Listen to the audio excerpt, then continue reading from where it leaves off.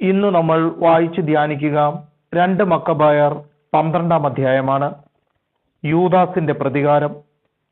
ഉടമ്പടി ഉണ്ടാക്കിയതിനു ശേഷം ലിസിയാസ് രാജാവിന്റെ അടുക്കലേക്കും യഹൂദർ തങ്ങളുടെ കൃഷിസ്ഥലങ്ങളിലേക്കും മടങ്ങി. എന്നാൽ സൈപ്രസ് ദേശാധിപതിയായ നിക്കാനോറും മറ്റു ദേശാധിപതികളായ തിമോത്തിയോസ്, ഗനേയോസിന്റെ പുത്രൻ അപ്പോളോണിയോസ്, ഹിയേറോണിമോസ്, ദമാഫോൺ എന്നിവരും യഹൂദരെ ശാന്തിയിലും സമാധാനത്തിലും ജീവിക്കാൻ അനുവദിച്ചില്ല. ജോപ്പായിൽ നിന്നുള്ള ചിലർ ഇങ്ങനെ ഒരു നീചകൃത്യം ചെയ്തു. തങ്ങൾ ഒരുക്കി നിർത്തിയിരുന്ന വഞ്ചിയിൽ ഭാര്യമാരോടും കുട്ടികളോടുമൊപ്പം കയറാൻ തങ്ങളുടെ ഇടയിൽ പാർത്തിരുന്ന യഹൂദരെ അവർ ക്ഷണിച്ചു. യഹൂദരോട് വിരോധമൊന്നുമില്ലെന്ന് അവർ നടിച്ചു. ശത്രു പൊതുസമ്മതപ്രകാരം ആസൂത്രണം ചെയ്ത പ്രവൃത്തിയായിരുന്നു അത്. അവരുമായി സമാധാനത്തിൽ ജീവിക്കാൻ ആഗ്രഹിച്ച യഹൂദർ അപകടശങ്കയെന്നേ ക്ഷണം സ്വീകരിച്ചു. 200ഓളം വരുന്ന അവരെ ജോപ്പാക്കാർ പുറംകടലിലേക്ക് നയിച്ച് മുക്കിക്കൊന്നു. തന്റെ നാട്ടുകാരോട് ചെയ്ത ഈ ക്രൂരതയെപ്പറ്റി കേട്ട യൂദാസ് സൈന്യത്തിന് നിർദ്ദേശം നൽകി. നീതിയുറ്റ വിധിയാളനായ ദൈവത്തെ വിളിച്ചപേക്ഷിച്ചുകൊണ്ട് സഹോദരന്റെ കൊലയാളികളെ ആക്രമിച്ചു. രാത്രി തുറമുഖത്തിന് തീ വയ്ക്കുകയും വഞ്ചികൾ ചുട്ടരിക്കുകയും അവിടെ അഭയം തേടിയവരെയെല്ലാം വധിക്കുകയും ചെയ്തു. നഗര കവാടങ്ങൾ അടച്ചിരുന്നതിനാൽ പിന്നീട് വന്ന് ജോപ്പവാസികളെ ഇല്ലായ്മ ചെയ്യാമെന്ന് തീരുമാനിച്ച് അവൻ മടങ്ങി. എന്നാൽ യാമിനിയാക്കാരും തങ്ങളുടെ മധ്യേ വസിച്ചിരുന്ന യഹൂദരെ ഇപ്രകാരം നശിപ്പിക്കാൻ നിശ്ചയിച്ചിരിക്കുന്നുവെന്ന് അവൻ അറിഞ്ഞു. അവൻ രാത്രി അവരെ ആക്രമിക്കുകയും തുറമുഖത്തിനും കപ്പലുകൾക്കും തീവയ്ക്കുകയും ചെയ്തു. തീജ്വാലയുടെ പ്രകാശം 240 സ്താദിയോൻ അകലെ ജെറൂസലേമിൽ ദൃശ്യമായിരുന്നു. പിന്നീട് അവർ തിമോത്തിയോസിനെതിരെ 9 സ്താദിയോണിലധികം മുന്നേറിയപ്പോൾ 5000-ലേറെ കാലാൾ പടയാളികളോടും 500-ൽ പരം കുതിരപ്പടയാളികളോടും കൂടെ അറബികൾ അവരെ ആക്രമിച്ചു. ഉഗ്രമായ പോരാട്ടത്തിന് ശേഷം ദൈവസഹായത്താൽ യൂദാസും സൈന്യവും വിജയം നേടി. അപ്പോൾ പരാജയപ്പെട്ട ആ നാടോടികൾ യൂദാസിനോട് മൈത്രിക്ക് അപേക്ഷിച്ചു. കന്നുകാലികളെ നൽകാമെന്നും മറ്റ് എല്ലാവിധത്തിലും ജനത്തെ സഹായിക്കാമെന്നും അവർ വാഗ്ദാനം ചെയ്തു. തീർച്ചയായും അവരെ കൊണ്ട് പല പ്രകാരത്തിലും ഉപകാരമുണ്ടാകുമെന്ന് കരുതി അവൻ അവരുമായി സമാധാനം സ്ഥാപിക്കാൻ തയ്യാറായി. സഖ്യപ്രതിജ്ഞ ചെയ്തതിനു ശേഷം അവർ കൂടാരങ്ങളിലേക്ക് മടങ്ങിപ്പോയി. അനന്തരം യൂദാസ് കോട്ടകൊത്തളങ്ങളാൽ ബലിഷ്ഠവും വിവിധ വർഗക്കാരായ വിജാതീയർ വസിച്ചിരുന്നതുമായ കാസ്പിൻ നഗരം ആക്രമിച്ചു. കോട്ടയുടെ ബലത്തിലും ഭക്ഷണ സാധനങ്ങളുടെ സമൃദ്ധിയിലും വിശ്വസിച്ച് അഹങ്കരിച്ചിരുന്ന നഗരവാസികൾ യൂദാസിനെയും അനുയായികളെയും പരിഹസിക്കുകയും അവരുടെ നേരെ അസഭ്യം വർഷിക്കുകയും ദൈവദൂഷണം പറയുകയും ചെയ്തു. എന്നാൽ യൂദാസും സൈന്യവും യന്ത്രമുട്ടികളോ മറ്റ് യുദ്ധോപകരണങ്ങളോ കൂടാതെ ജോഷുവയുടെ കാലത്ത് ജെറൂക്കോയെ നിലം പതിപ്പിച്ച ലോകാധിനാഥനെ വിളിച്ചപേക്ഷിച്ചുകൊണ്ട് കോട്ടയുടെ മേൽ ഉഗ്രമായ ആക്രമണം ആരംഭിച്ചു. ദൈവേഷ്ടത്താൽ നഗരം അവർ കീഴടക്കി. അസംഖ്യം പേരെ വധിച്ചു. തൊട്ടടുത്തുള്ളതും 2 സ്താദിയോൻ വീതിയുള്ളതുമായ തടാകത്തിൽ രക്തം കവിഞ്ഞൊഴുകുന്നതായി കാണപ്പെട്ടു. അവിടെ നിന്ന് 750 സ്താദിയോൻ ചെന്നപ്പോൾ കരാക്സിൻ തൂബിയാനി എന്ന് വിളിക്കപ്പെടുന്ന യഹൂദരുടെ അടുത്തെത്തി. തിമോത്തിയോസിനെ ആ പ്രദേശത്ത് അവർ കണ്ടെത്തിയില്ല.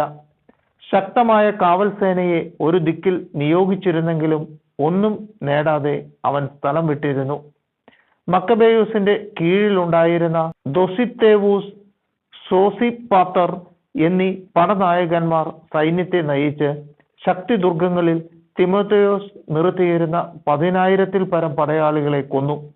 മക്കബേയൂസ് സൈന്യത്തെ പല ഗണങ്ങളായി വിഭജിച്ച് ഓരോന്നിനും നായകന്മാരെ നിയോഗിച്ചതിന് ശേഷം 1,20,000 കാലാൾ പടയാളികളും 2,500 കുതിരപ്പടയാളികളും ഒത്ത് പലായനം ചെയ്ത് തിമോത്തിയോസിനെ അനുധാവനം ചെയ്തു.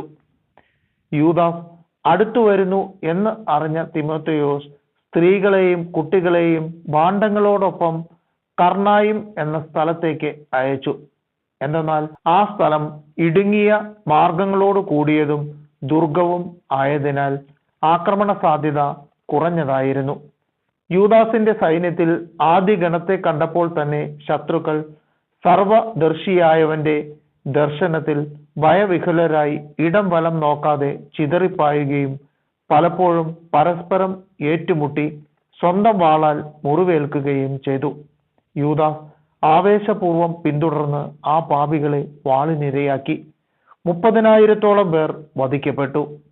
ദൊസിത്തേവൂസിന്റെയും സോസിപ്പാത്താറിന്റെയും സൈന്യത്തിന്റെ പിടിയിൽ തിമോഥെയോസ് അകപ്പെട്ടു.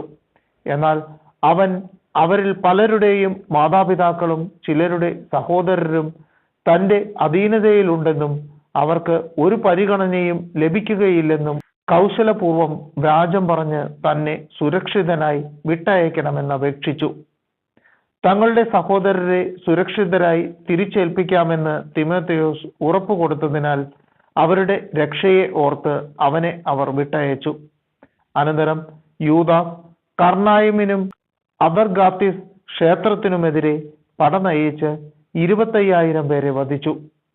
ഇവരെ നശിപ്പിച്ചതിനു ശേഷം അവൻ വിവിധ വർഗക്കാരായ ആളുകളോടുകൂടെ ലിസിയാസ് പാർത്തിരുന്ന സുരക്ഷിത നഗരമായ എഫ്രാനൂനിന് എതിരെ നീങ്ങി. കോട്ടയുടെ രക്ഷയ്ക്ക് നിലകൊണ്ടിരുന്ന ധീരരായ യുവാക്കൾ ശക്തമായി എതിർത്തു.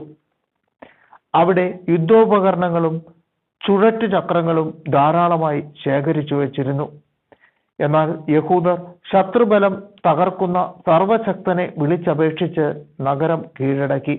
അവിടെ ഉണ്ടായിരുന്നവരിൽ 25,000-ഓളം പേരെ വധിച്ചു.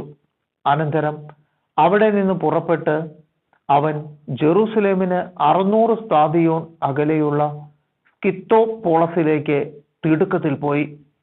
അവിടെ താമസിച്ചിരുന്ന യഹൂദർ സ്കിത്തോപോളസിലെ ജനങ്ങൾ തങ്ങളോട് കാണിച്ച സന്മനസ്സിനും കഷ്ടകാലങ്ങളിൽ തങ്ങൾക്കു നൽകിയ പരിചരണത്തിനും സാക്ഷ്യം നൽകി.